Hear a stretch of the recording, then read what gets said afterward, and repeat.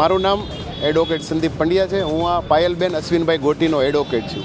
આજ રોજ 11 વાગે નામદાર સેશન્સ કોર્ટમાં જેમે પાયલબેન ગોટીની અરજી ફાઇલ જામીન અરજી રેગ્યુલર જામીન બેલ ફાઇલ કરી હતી એની આજરોજ સુનાવણી હતી। તે સુનાવણી આજરોજ મેં પૂર્ણ કરેલ છે અને હવે તે જામીન અરજીનું કામ છે તે જજમેન્ટ ઉપર ગયેલ છે। મને ન્યાયતંત્ર ઉપર સંપૂર્ણ વિશ્વાસ છે કે બેનને જલ્દીમાં જલ્દી અમે ઓર્ડર આપીને અહીંથી બેન પોતાના ઘરે જશે અને જે સ્ત્રી દીકરી છે એ દીકરીને ન્યાય મળશે। મને ન્યાયતંત્ર ઉપર સંપૂર્ણ વિશ્વાસ છે।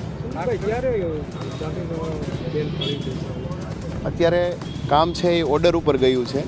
અમે બપોરે પાછા ચેક કરશું કે ઓર્ડર ક્યારે કરે છે, પણ વહેલામાં વહેલી તકે જે નિર્દોષ બેન ગુજરાતની જે સ્ત્રી છે એને ન્યાય મળશે। મને એવો ન્યાયપાલિકા ઉપર સંપૂર્ણપણે વિશ્વાસ છે। હા, મેં દલીલ કરી છે કે રાતે 12 વાગે એક સ્ત્રીની ઘરેથી દબોચી લેવામાં આવે છે। આ કઈ પ્રકારનું તંત્ર છે?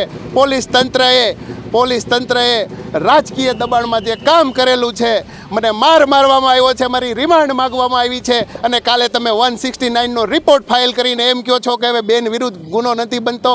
સાહેબ, હું આટલા દિવસથી જેલમાં છું, મારી યાચના માનસિક યાચના શું? 25 વર્ષની મારી ઉંમર છે સાહેબ। 25 વર્ષની આગળ મારે ગૃહસ્થ જીવન, લગ્ન જીવન, સમાજ મને કઈ દ્રષ્ટિએ જોશે? દીકરીને કદાચ જેલ મુક્ત કરી દઈશું, પણ આ સમાજમાં જે આબરૂ બે લીલામ થઈ છે એની ખોટ કોણ બૂરશે? આવું મેં નામદાર કોર્ટમાં ખુલ્લેઆમ કીધું છે।